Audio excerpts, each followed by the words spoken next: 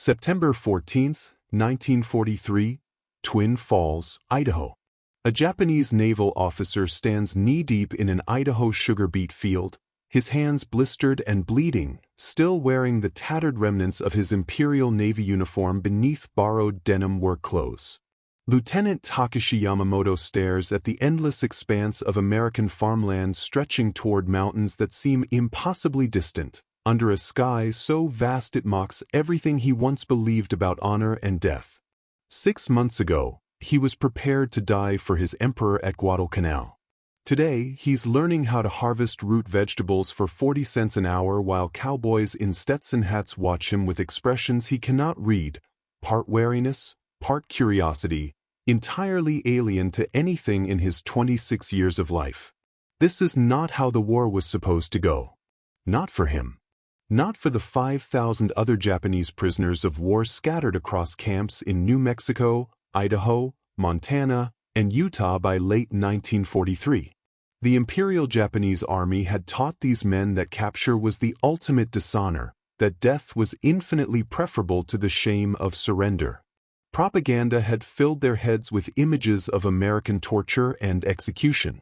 Some had seen the leaflets dropped by U.S. planes, "Surrender and be treated fairly." Most had dismissed them as lies.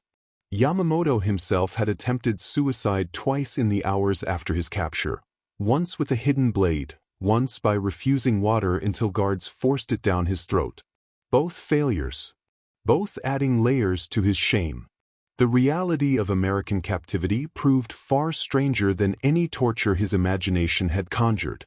He was prisoner #4/877 at the Minidoka POW camp annex, assigned not to a dungeon but to agricultural labor details that would have been almost mundane if not for the surreal context.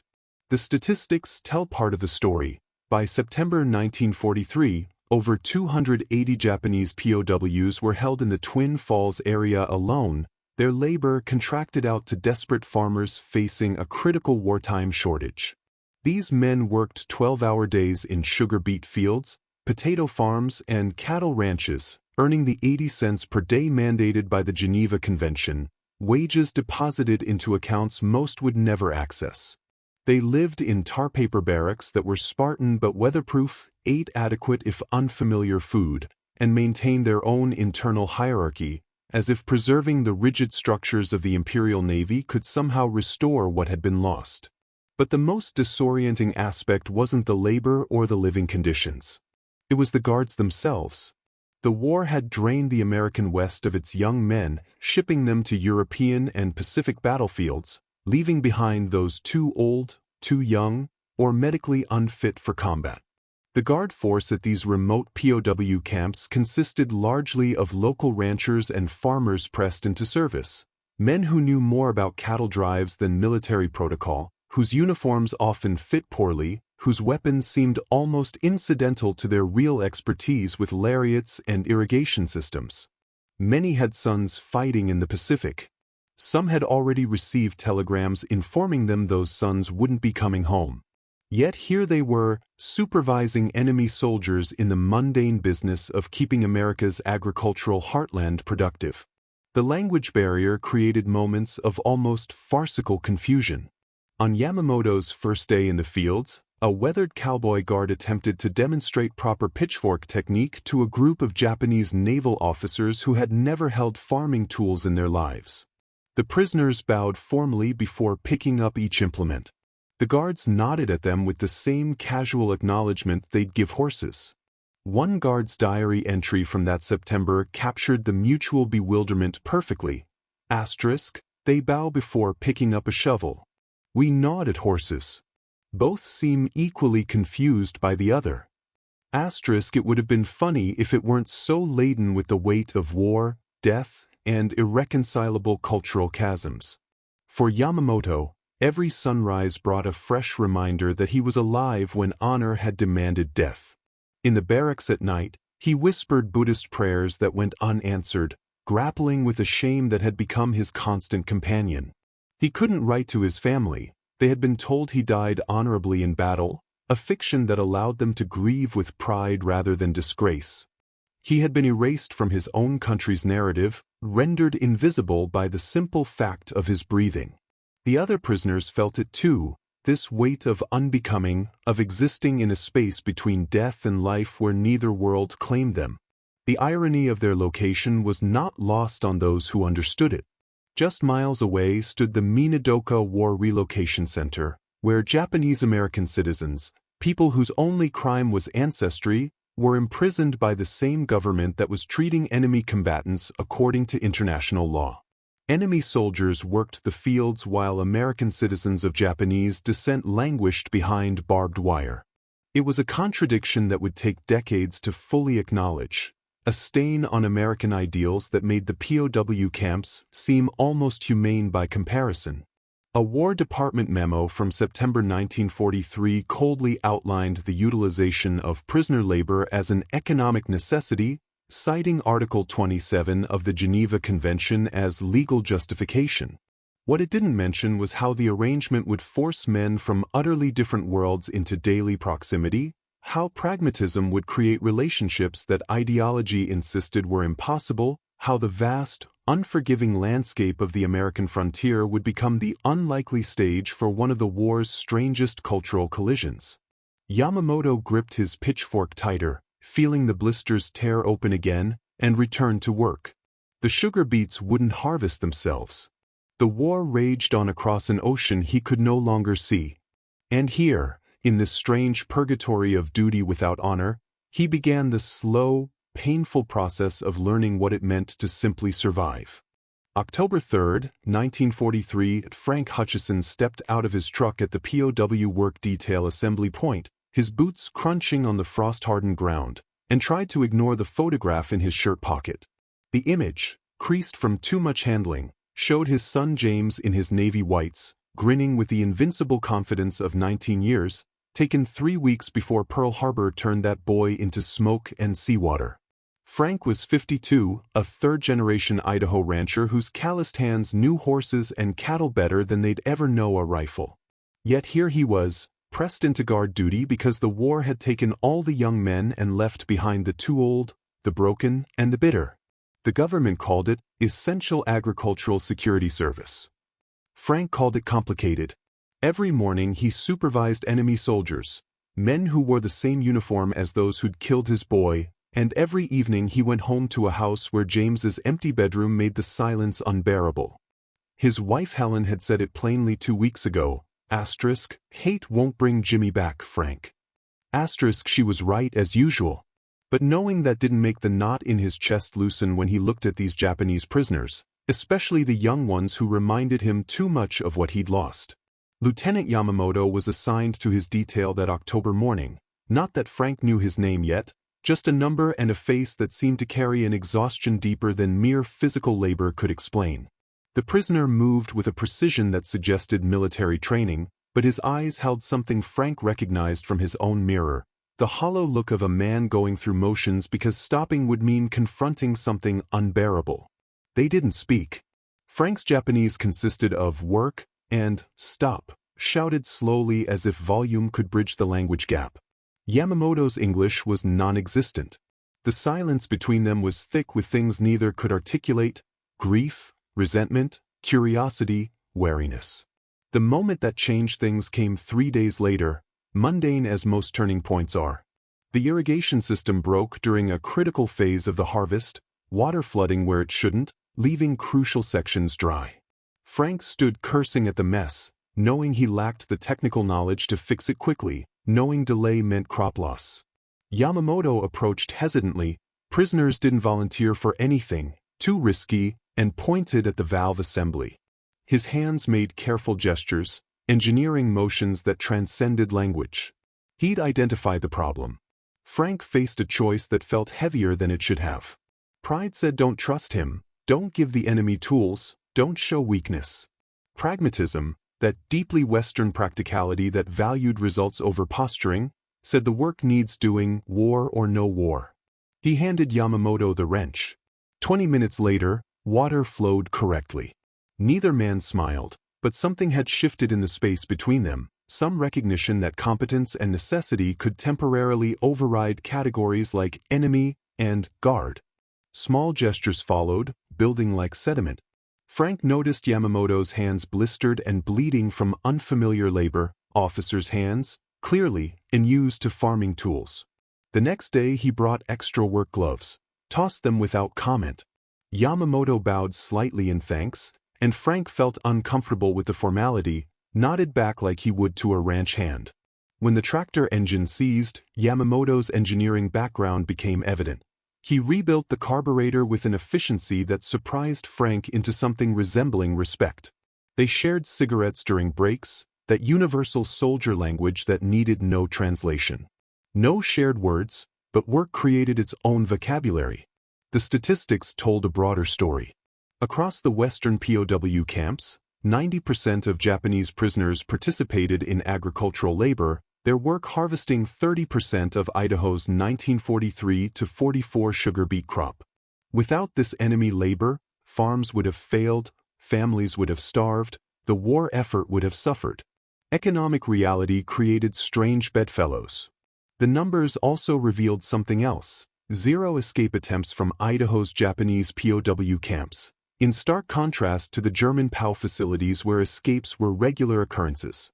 Whether that reflected the impossibility of a Japanese face blending into Idaho, or a deeper resignation, or something else entirely, no one could say for certain.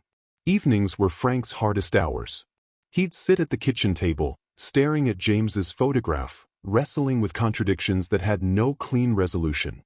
These were the enemy, the same people who'd rained bombs on Pearl Harbor, who'd killed his boy. Yet young Yamamoto was James's age, and watching him work with quiet determination, Frank couldn't reconcile the propaganda monster with the exhausted human being who'd fixed his irrigation system. The mental categories, enemy, evil, other, kept colliding with the daily reality of shared labor and grudging mutual respect. War made monsters of categories, not individuals, and that truth sat heavy in Frank's chest. Thanksgiving 1943 brought the camp's attempt at American tradition, a gesture of Geneva Convention compliance, and perhaps something more. Turkey, mashed potatoes, cranberry sauce, presented to men who'd never encountered such food. The prisoners' confusion was palpable. One man attempted to eat cranberry sauce as soup, his face registering polite bewilderment. The POWs formally requested rice and fish. The guards, having gone to considerable effort, felt mildly insulted. Nobody was happy. Frank recorded in his diary with characteristic Western deadpan, *, we're feeding them freedom bird. They want fish. Nobody's happy. For Yamamoto, these months brought their own crisis. He began taking pride in his work, finding purpose in tasks done well, and immediately felt the shame of it. Other prisoners watched him with suspicion. Was he collaborating, forgetting his duty, betraying the emperor by finding meaning here? He grappled with an impossible question. Could shame and humanity coexist? Could he be both dishonored and alive, both prisoner and person? Frank had no answers for him.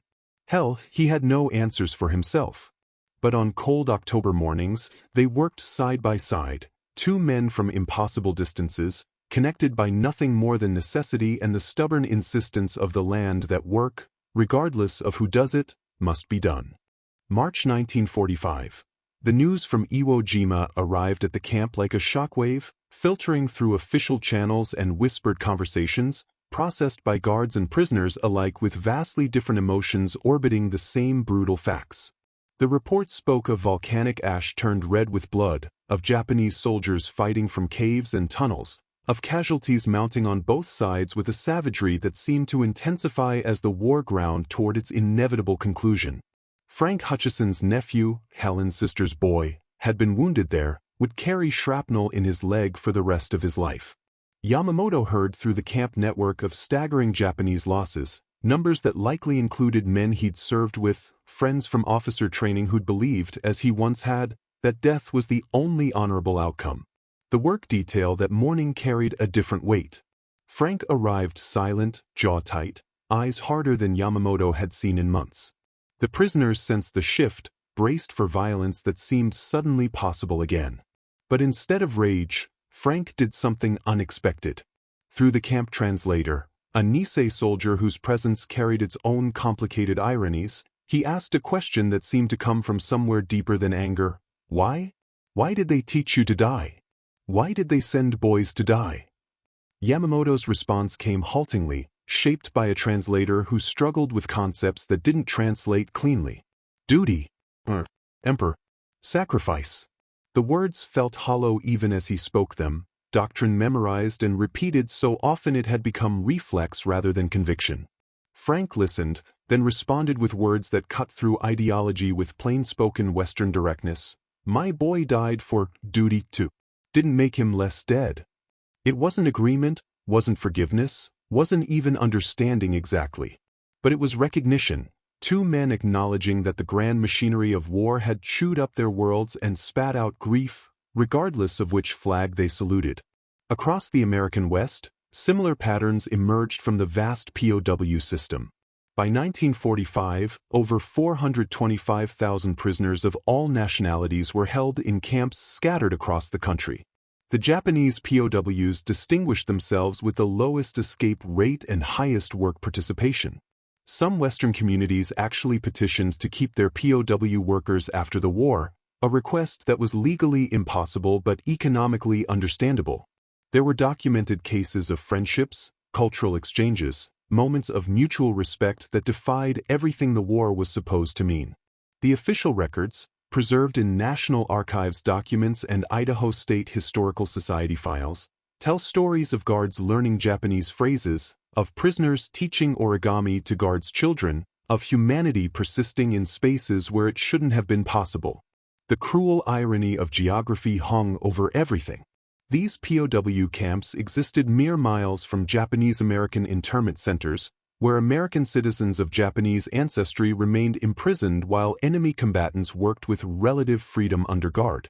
The historical record shows that in some cases, POWs received better treatment than Japanese-American citizens, a contradiction that would take decades to fully acknowledge, a stain on American ideals that made the entire enterprise morally murky. Enemy soldiers protected by Geneva Convention while citizens suffered behind barbed wire for no crime beyond ancestry. August 1945 brought news that shattered what remained of certainty. Atomic bombs. Cities vaporized. Surrender. The POWs reactions ranged from disbelief to despair to outright denial. Some refused to accept it, convinced it was American propaganda, unable to process that the empire they'd served could actually fall. Frank watched Yamamoto receive the news and saw a man's entire worldview collapse in real time, saw the moment when ideology gave way to the terrible realization that everything, the sacrifice, the shame, the suffering, had led to this incomprehensible ending. In the final week before repatriation, Yamamoto approached Frank with something carved from scrap wood during evening hours. A small figure, simple but carefully crafted, the kind of gift that carried meaning beyond its material value. Frank accepted it, then pulled the work gloves from his pack, the same ones he'd given Yamamoto back in 1943, worn now from 2 years of labor. He handed them over. No words were exchanged, no grand statements. Just a nod of mutual acknowledgement between two men who'd been forced into proximity by war and found something neither expected, not friendship exactly, but a recognition of shared humanity that transcended the barbed wire and ideology. Most Japanese POWs were repatriated by early 1946, returning to a devastated homeland where many carried the secret of their survival like a wound. Few told their families of capture, maintaining the fiction of honorable death because the truth brought unbearable shame. There were documented cases, precious few, of correspondence between former POWs and guards in the years after, letters crossing an ocean that had once been a battlefield. Yamamoto returned to find his family home destroyed by American firebombing, worked reconstruction jobs, never spoke of Idaho. According to one documented account, a footnote in repatriation records, he kept those work gloves until his death, a tangible piece of unexpected humanity carried through the devastation of post-war Japan. Frank returned to ranching, his diary entries growing sparse. In 1946, he wrote, hated them for Jimmy. Worked with them for 2 years. Learned hate's heavier than barbed wire. Both trap you the same.